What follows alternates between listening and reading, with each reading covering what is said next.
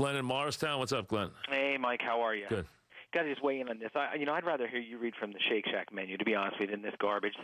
This is a bullying of that female CNN reporter, which is absolutely asinine when he started saying, are you going to pay for it? Here's a guy who tried to tell you how they're now they have humility, and they get it now.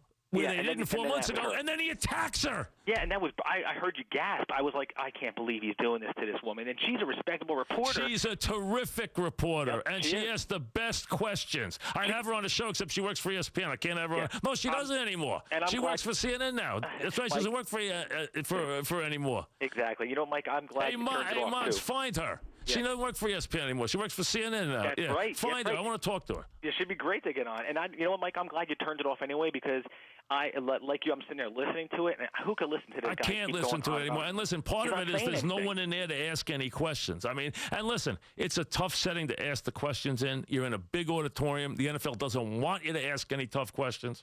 That you got all his guys in there, all his assistants, and all his people in there. They'll be shooting daggers at you if you ask a tough question. I mean, it's not an easy setting to ask a tough question. I'm not saying it is, okay?